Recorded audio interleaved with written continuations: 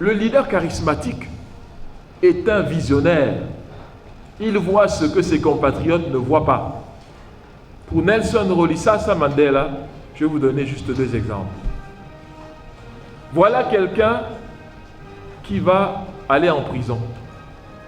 On appelle cela le procès de Rivonia. Rivonia, c'est R-I-V-I-O-N-A. C'est une banlieue de Johannesburg. Le procès de Rivonia, c'est le procès de l'ANC. Walter Sisulu, Govan Mbeki, Nelson Mandela, qui vont donc être traduits pour haute trahison. Haute trahison voulant dire qu'ils s'attaquent à l'État raciste blanc d'Afrique du Sud. Et au moment où ils vont passer au procès, ils vont dire qu'ils sont eux-mêmes leurs propres avocats. Bon, ce qui est un risque, bien sûr, puisque l'avocat noir n'a aucune chance de réussir dans un procès où tous les juges sont blancs. Et il va parler. Il va prendre la parole pour son dernier plaidoyer, sa dernière plaidoirie. Et il va dire, je suis prêt à mourir pour mes idées. Je suis prêt à défendre une Afrique du Sud contre le racisme blanc, mais aussi contre le racisme noir. Ce qui quand même est assez osé. Je suis contre le racisme des blancs contre les noirs, mais je suis aussi contre le racisme des noirs contre les blancs. Voilà ce qu'il va dire. Et il dit que je sais qu'en sortant d'ici, le verdict qui nous attend ne fait l'objet d'aucun mystère. Et Nelson Mandela aura, avec ses amis de Rivonia, la condamnation qui est condamnation à perpétuité. Ils vont éclater de joie pour cette condamnation qui leur semble préférable à celle à laquelle ils s'attendaient tous. Condamnation à mort par pendaison. Ils savaient ce qui allait leur arriver. Et c'est ainsi donc qu'on va les conduire en 1964, parce que le procès a lieu en 1964, on les conduira à la sinistre prison de Robben Island. Robben Island n'est pas une île fantastique. Ce n'est pas une île au trésor. C'est une prison de haute sécurité. High security prison. Où les travaux forcés sont à l'ordre du jour chaque jour. Vous cassez des pierres. Quand il arrive là-bas, on lui demande d'appeler ses geôliers boss. En afrikaans, c'est Baas. B-A-A-S. B-A-A-S. Il a dit jamais. On lui dit que nous sommes vos patrons, vous allez nous appeler Baas. Et il a dit never. Not now and not in the future. Vous voyez, il est en prison, mais il dit qu'il ne les appelle pas boss. Et quand il sort de prison, évidemment, il va sortir selon ses propres termes, comme il a toujours dit. 4 fois, on lui demande d'arrêter le soutien à l'apartheid comme échange pour sa sortie de prison. 4 fois, il a dit, il n'en est pas question. Je sortirai peut-être, je ne sortirai peut-être jamais, mais ça sera toujours selon mes propres termes. Voilà la vérité. Et quand il sort, en 1990, je crois que c'était le 10 février, c'est avec le poing levé et avec à ses côtés Winnie Mandela. C'est le point levé de l'ANC avec lequel il sort. Ce n'est pas pour dire que moi je ne crois plus en l'apartheid et je vous demande de me suivre dans ma nouvelle voie. Je suis maintenant un born again de l'anti-apartheid. Ce n'est pas ce qu'il a dit. C'est ça les valeurs profondes auxquelles tient un homme, y compris au prix de sa vie.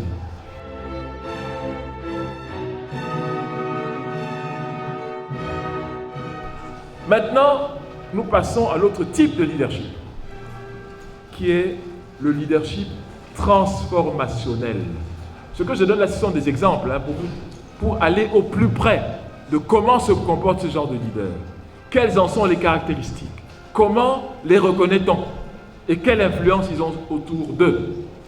Pour moi, l'exemple le plus accompli, c'est naturellement celui-ci. Thomas Sankara et, dans une moindre mesure, Muammar Kadhafi. Eh bien, Thomas Sankara n'est pas un soldat habituel. Ce n'est pas quelqu'un qui croit à la force des armes pour les armes, ce qui est quand même bizarre. Lui, il croit davantage à la puissance des idées qu'à la puissance des armes. Je dis, c'est encore assez bizarre, c'est pas très courant. Thomas Sankara est le fils d'un instituteur. Donc, ça veut dire qu'il connaît la place des idées dans la transformation des vies. Son père n'est pas quelqu'un de pauvre ni de riche. Il appartiendrait à ce qu'on peut appeler la classe moyenne africaine de l'époque. Mais Thomas Sankara, très tôt, va se distinguer par son goût des lectures. Il va commencer et il va s'intéresser à beaucoup de choses, en particulier, qu'est-ce qui fait la pauvreté des civilisations comme l'Afrique? Pourquoi est-ce que les Africains sont-ils pauvres? Et très tôt, il va commencer à voir des choses qui vont l'intéresser. Il va se poser la question de savoir pourquoi est-ce que les Occidentaux, qui sont en Haute-Volta, se considèrent toujours comme supérieurs à n'importe lequel des voltaïques. Il commence à se poser ces questions. Thomas Sankara va donc entrer à l'armée, au Britannique, on appelle ça, c'est l'école des enfants d'officiers, bien qu'il ne soit pas enfant d'officier, mais il ira là-bas. Et c'est là qu'il va commencer à apprendre la discipline et s'adonner à l'autodiscipline. Il croira davantage à l'autodiscipline qu'à la discipline. Une des choses qui va marquer le leader transformationnel, c'est le fait d'être iconoclaste, c'est-à-dire aimer sortir des sentiers battus, aimer évoluer dans des domaines réputés dangereux et en tout état de cause sans issue. Thomas Sankara va être formé comme soldat, mais dans sa formation, il va beaucoup étudier les sciences sociales. Ce qui va intriguer d'ailleurs ses formateurs. Beaucoup d'économie, beaucoup de sciences politiques et beaucoup de droit. Bon, pour un militaire, quand même, on se pose des questions. Pourquoi ce militaire est si particulier? Et en fait, il a dans sa famille, comme souvent, un problème. Il a une petite sœur qui est infirme. Et le comportement de ses parents vis-à-vis de sa petite sœur, il ne l'accepte pas. Quand on la frappe, il s'interpose. Donc, la défense des personnes vulnérables, des personnes fragiles, il va la faire sienne dès sa famille et dès son jeune âge. Et l'exemple de Madagascar va l'influencer. La révolution des militaires à Madagascar. Quand il revient, il va rencontrer un groupe. Parce qu'en fait, la Haute-Volta est l'exemple même du pays des coups d'État sans fin, des coups d'État militaires. Et chaque groupe d'officiers qui va venir va se remplir les poches au détriment du prochain groupe qui va le renverser. Et il va voir que tout ceci, c'est en réalité se moquer du peuple. Et Thomas Sankara va être arrêté et jeté en prison à cause de ses idées déjà un peu trop révolutionnaires pour son âge. Et c'est les autres qui vont faire qu'on le libère, notamment son ami de l'époque, Blaise Compaoré, qui sera celui qui va diriger les troupes paracommandos. Ce sont des paracommandos, donc des troupes parachutistes qu'on appelle les troupes aéroportées. C'est Blaise Compaoré qui dirige l'école des troupes aéroportées du Haute-Volta. Ils vont donc venir libérer l'officier félon, c'est-à-dire l'officier qui se rebelle. Le 4 août 1983, ils vont faire un coup d'État. Et ils vont dire dès le premier jour que c'est le coup d'État pour le peuple et rien que pour le peuple. On leur dit oui, c'est ça. On a déjà entendu ça plusieurs fois. C'est ce qu'ils disent tous. Ceux-ci seront exactement pareils. Mais le discours qu'ils vont commencer à tenir est un discours qu'ils vont respecter à la lettre. Et ils vont parler, dès le départ, de l'importance du peuple et de l'intégrité des dirigeants vis-à-vis de leur peuple. Alors, la Haute-Volta est certainement parmi les 10 pays les plus pauvres d'Afrique, voire du monde. La Haute-Volta est la risée de l'Afrique de l'Ouest, en général, et de la Côte d'Ivoire en particulier. Les voltaïques travaillent dans les plantations d'ananas des Ivoiriens, et en particulier de Félix Houphouët-Boigny. On les importe comme on importe des gens qui vont travailler, quoi. Pas des esclaves quand même, mais des travailleurs, je dirais des travailleurs forcés, un peu le travail forcé. La Haute-Volta n'est donc pas synonyme de dignité, n'est pas synonyme de fierté. Et c'est un problème pour Thomas Sankara. Il dit qu'il y aura une révolution populaire. Et il l'explique, il enseigne, il va faire le tour de la Haute-Volta plusieurs fois avec ses compagnons de lutte. J'ai nommé Blaise Compaoré, qui d'autre encore? Lingani, qui d'autre? Et Norbert Zongo, c'était 4. C'est eux donc qui sont le fer de lance de la révolution voltaïque. Un an plus tard, ils vont changer le nom de la Haute-Volta en Burkina Faso. Et à partir de ce moment-là, il va essayer d'imprimer dans les esprits le fait que n'attendez personne pour vous en sortir. Vous avez les clés de votre propre sortie de pauvreté entre vos mains et pas ailleurs. Il va donc commencer à procéder par l'exemple. Par l'exemple. On va alphabétiser tout le monde au Burkina Faso en 4 ans. Le taux d'alphabétisation va augmenter, va tripler. Il était, je crois, de 17%. Il va tripler en 4 ans. Le Burkina Faso, écoutez-moi bien, tout ceci est avec des chiffres, hein, ça ne sort pas de l'imagination du professeur Jean-Emmanuel Ponty. Le Burkina Faso va devenir un pays autosuffisant sur le plan alimentaire. Qui l'eût cru? Mais c'est ça. Je répète, autosuffisant sur le plan alimentaire. Ça sera le Burkina Faso en 1987, au moment où il est assassiné. Et le problème, disons la chose la plus importante, ce sera la fierté d'être burkinabé et la fierté d'être africain. Il va faire 2 discours qui seront marquants. Un aux Nations Unies, où il dit qu'il est le porte-parole de tous les 100 voix du monde. On lui a demandé qui vous a nommé et qui vous parlez au nom de qui. Il a dit qu'il n'a pas besoin de ça. Le seul président qui allait régulièrement à Harlem, c'est-à-dire dans le ghetto noir de New York. Et il leur disait que vous êtes mes frères, je suis votre frère. Le seul qui connaissait même, d'ailleurs, c'est noirs américains, c'est africains américains. Ensuite, il va donc réaliser beaucoup d'infrastructures. Et sa particularité, ça sera son combat pour les femmes, où il va imposer une parité dans tous les domaines. Évidemment, c'est une catastrophe pour beaucoup d'hommes. Parité dans tous les domaines. Et ce qu'on va lui reprocher, c'est de n'avoir pas demandé des prêts à la Banque mondiale et au FMI. Oui. Ils ont tous des traits communs. Hein. Même chose pour lui. Il ne demandait rien à la Banque mondiale ni au FMI. C'est un crime.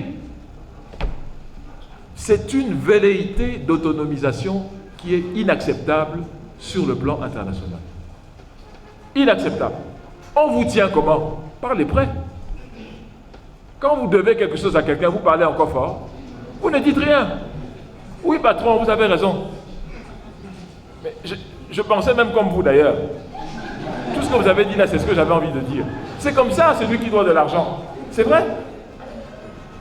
Vous ne pouvez rien dire. Voilà ce qu'on leur reproche à tous les deux. Le problème de Thomas Sankara, et qui va l'amener peut-être à sa chute, d'abord c'était un homme d'une rectitude morale que personne ne pouvait remettre en question. Comment on le sait? Il introduit la déclaration des biens. Et il est lui-même le premier à déclarer ses biens. Il n'a pas fait des choses qu'il n'a pas dites.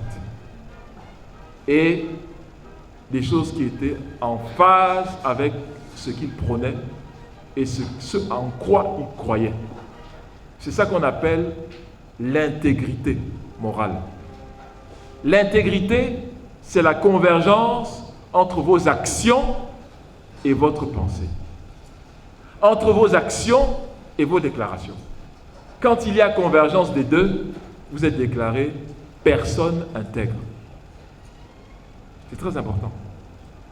L'intégrité est l'une des caractéristiques du bon leadership. Et lui, son objectif, c'était de transformer sa société. De l'emmener du point A, pays le plus pauvre d'Afrique, l'un des pays les plus pauvres du monde, je crois même le plus pauvre du monde, à un pays où les habitants peuvent manger à leur faim. Il avait dit que c'était possible, et à l'an 4 de la Révolution, il a démontré que c'est possible. Pas qu'il a affirmé à ce moment, il a démontré que c'est possible. Et en 1 de la Révolution, 1000 logements à Ouagadougou, en 2 de la Révolution, 1000 autres logements à Bobo-Dioulasso, en 3 de la Révolution, 1000 logements, je ne sais plus dans quelle ville, et malheureusement, l'an 4 de la Révolution, il n'était plus là pour donner le bilan. Donc c'est pour dire que le leader transformationnel est motivé par la détermination de changer les choses, non pas pour lui, parce que nous sommes en Afrique, mais pour la communauté dont il a la charge. Aujourd'hui, combien d'années après sa mort, on continue dans un amphi comme celui-ci de parler de lui? Ça veut dire qu'il n'est pas mort. C'est ça que ça veut dire. Et même la dernière révolution au Burkina Faso, c'est son nom qui était devant, c'est son drapeau, c'est son effigie que portaient les jeunes. Donc ça veut dire qu'il est mort.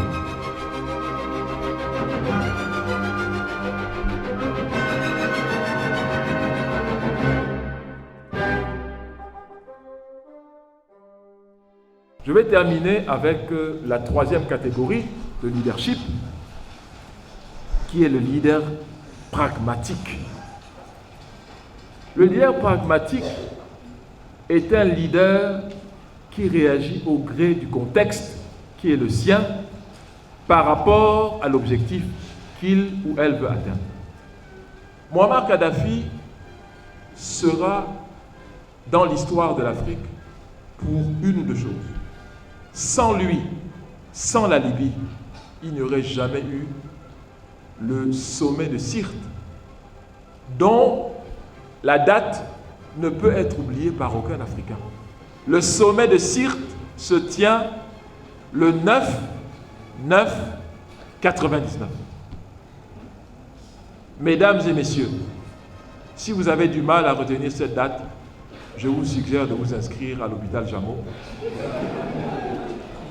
Parce que vous avez un autre problème qui est sous-jacent. Le 9 septembre 1999 est la date où se tient le sommet de Sirte, dans lequel sera rédigée la déclaration de la création des États-Unis d'Afrique. Comment se fait-il que le sommet de Sirte est possible? Il y a dans le règlement de l'OUA interdiction de participer à des sommets ou de prendre la parole pour les États dits délinquants financièrement. Muammar Kadhafi va payer toute l'ardoise de tous les États subsahariens qui doivent de l'argent à l'OUA. Il va mettre à disposition les avions de la flotte Afrikia qu'il a créée pour aller chercher des délégations qui en font la demande. Ce n'est pas toutes les délégations qui en avaient besoin pour les amener. Il va prendre en charge, quand je dis il, c'est la Libye de Muammar Kadhafi, l'ensemble des frais de séjour de toutes les délégations qui en feront la demande. Vous comprenez donc qu'il s'agit de plusieurs millions de dollars, qui est le premier jalon de la création de l'Organisation de l'Unité africaine. Donc c'est pour ça qu'on peut le classer comme un leader pragmatique, qui au départ était dans une direction, mais à partir d'un certain moment se retrouve dans une autre. Mais il y trouve son compte à lui, parce qu'il veut être le chef des chefs d'Afrique. Et les Africains, bien sûr, dès lors que vous leur donnez ce dont ils ont besoin, ils vont vous appeler par tous les noms de chefs que vous réclamez. C'est donc ainsi que nous allons voir qu'il va aller dans la direction du panafricanisme. Il va aller encore plus loin, parce qu'il va demander que soient créées des instances financières africaines pour autonomiser l'Afrique financièrement et la rendre plus crédible par rapport à la réalisation de ses projets. C'est là qu'il commence à devenir un homme dangereux. Il commence à devenir quelqu'un de dangereux parce qu'il va imprimer une direction qui n'est pas dans le sens que veulent voir évoluer les autres partenaires qu'on appelle, nous, la communauté internationale. Que deviendra le FMI? Que deviendra la Banque mondiale, dont le plus clair de l'ordre du temps est passé sur les dossiers africains? Et donc on commence à voir que trop c'est trop. Il faut trouver un moyen d'en finir avec ce perturbateur international. Muammar Kadhafi en avait après les puissances régnantes, gouvernantes sur les États. C'est quelqu'un qui ne voulait pas du pouvoir autoritaire, de l'autorité étatique. C'est pour ça qu'il a créé la Jamaïria. Jamaïria, en fait, c'est un mélange en arabe du terme populaire et l'État. Donc, en fait, c'est un néologisme, ça n'existe pas. Ça n'existe nulle part, sauf en Libye. Donc, c'est un État populaire, l'État du peuple, par le peuple et pour le peuple. C'est ce qu'il a inventé. Il dit que les intermédiaires sont dangereux pour le peuple et pour la démocratie. Ce qu'il faut, c'est une démocratie directe, où vous mettez vos doléances et où vous recevez les réponses à vos doléances sans intermédiaire. Tant que vous étiez d'accord avec Muammar Kadhafi, vous étiez un homme heureux en Libye. Mais dès lors que vous n'étiez pas d'accord avec lui, et il faut le dire, vous aviez d'énormes problèmes. C'est pour ça qu'on ne peut pas dire que son pays ait été un pays de liberté. Ce n'est pas vrai. Vous étiez libre d'agir dès lors que vous n'entriez pas en conflit ouvert avec lui. Moi, je suis allé 4 fois en Libye. Pas sous la Libye actuelle, où je pense que mes écrits m'enverraient là où je ne peux pas aller. Mais la Libye de Muammar Kadhafi. Et je ne suis pas allé sous l'invitation du guide, parce qu'il n'aimait pas qu'on l'appelle président. On l'appelait le leader, le frère leader, ou bien le guide de la Jamaïria libyenne, populaire libyenne. Il ne voulait pas qu'on l'appelle président, parce qu'il dit qu'il n'est pas un institutionnel. Il ne dormait jamais à la présidence, jamais. Et c'est la raison pour laquelle, le soir où le très grand démocrate Ronald Reagan envoie ses bombes sur son palais, il ne s'y trouve pas, il n'est pas là-bas. Il dort chaque soir dans une famille libyenne différente. Chaque soir. Et on vous dit, oui, c'est un dictateur que personne ne veut. C'est faux. Vous pouvez aller dormir chez quelqu'un s'il essaie de vous tuer la nuit. Non, c'est qu'il était sûr. Et quand il frappe à votre porte autour de 19h, personne ne sait qui va venir. Vous lui faites il dort là, dans une chambre que que vous allez dégager pour lui. C'est comme ça qu'il vivait. Chaque famille libyenne ne payait ni eau, ni électricité. 0 franc. Le litre d'essence en Libye était 0,55 centimes d'euros. Donc ça veut dire que c'était gratuit. Et là-bas, chaque famille libyenne avait droit à soit une maison, soit un appartement. Je l'ai vu de mes propres yeux. Donc des choses comme ça sont possibles. Ne dites pas non, vraiment, tout ça, ça relève du rêve. Non, ça relève de la réalité. J'ai vu ça de mes propres yeux. Donc, quand vous êtes comme ça, vous êtes un danger pour la communauté soi-disant internationale. Parce que vous montrez que vous n'avez pas cédé le patrimoine national à d'autres. Vous êtes donc quelqu'un de dangereux. C'est ça. Et je peux vous dire que le jour où ce monsieur a froissé la Charte des Nations Unies à New York, j'ai dit à mon épouse que ce monsieur n'en a plus pour longtemps. Quelques 6 mois plus tard, il y a eu la fameuse résolution du Conseil de sécurité 1973, soi-disant pour protéger les Libyens civils, curieusement très armés. Et on connaît la suite.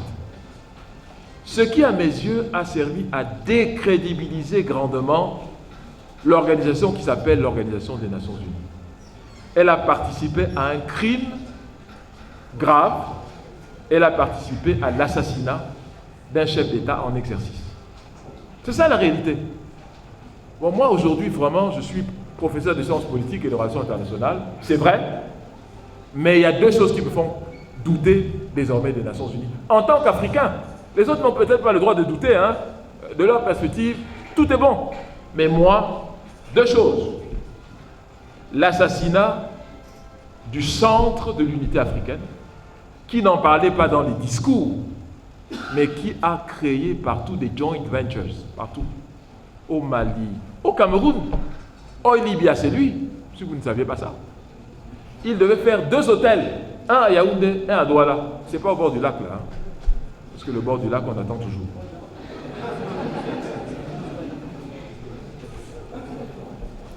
Muammar Kadhafi n'était pas un saint, pas du tout. Je l'ai toujours dit. Il était loin d'être un saint. Mais au moins, en termes d'intégration continentale, il y croyait. Il y croyait. Et donc, il y a ça, son élimination, qui m'a refroidi par rapport aux Nations Unies. La deuxième chose, c'était la scène pathétique des armes de destruction massive en Irak. C'était pathétique. Un mensonge à nul autre pareil. C'était vraiment une honte pour les Nations Unies. Et moi je dis, le général Colin Powell, opération bouclier du désert, opération tempête du désert.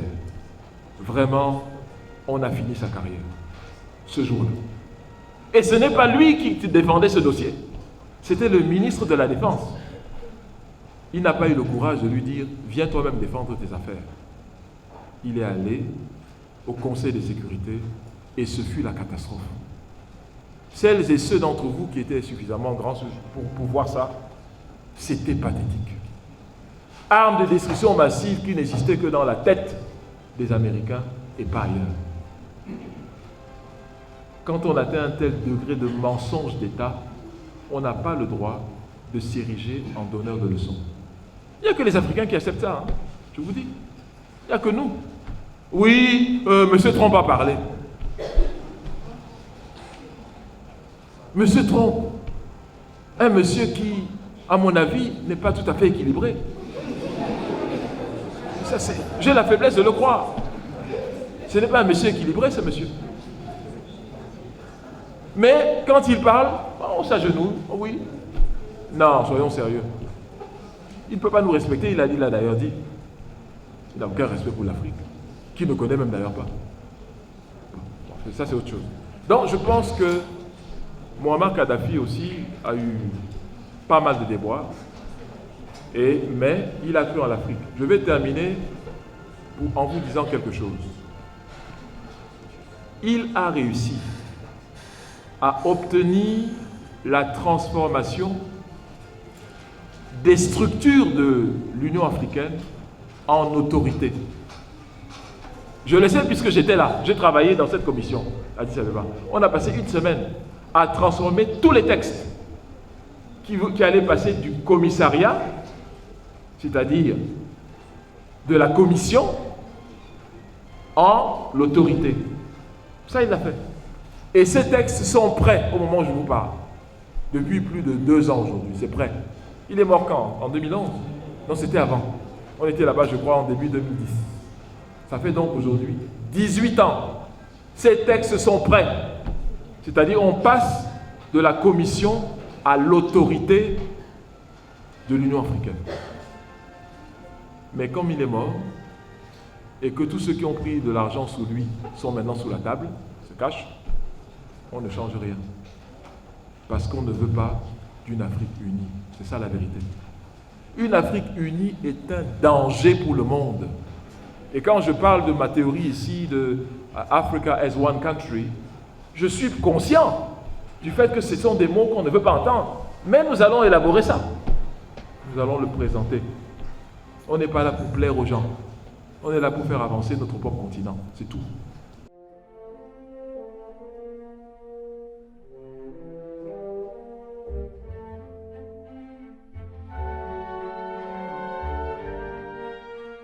Voilà donc ces 3 leaderships que j'ai tenu à vous présenter. Et j'espère qu'en allant un peu en détail et au plus profond, vous en avez dégagé et les caractéristiques, et la philosophie, et le comportement au quotidien qu'on attend de ces leaders. Ils ont tous quelque chose en commun, c'est qu'ils ont une vision vers laquelle ils veulent mener la vie. Tous. Je pense qu'il est temps qu'on se recentre un peu vers nous. Il n'y a rien de plus malheureux qu'un peuple qui ne sait rien sur lui-même. Et un peuple comme cela est pitoyable, digne de désintérêt, rivé sur les autres, extraverti, qui n'attend une valorisation qu'extérieure. Il faut sortir de cette logique. J'espère qu'à la fin de ce cours, j'ai pu vous donner des éléments pour être fier de qui vous êtes. Et qu'on arrête de vous dire que l'Afrique ce n'est rien. Parce que l'Afrique en réalité est le cœur du XXe siècle et l'enjeu principal du XXe siècle. Et si vous ne croyez pas en l'Afrique, l'Afrique ne deviendra que ce que vous allez en décider. Je vous remercie pour votre attention et je vous remercie pour votre sérieux.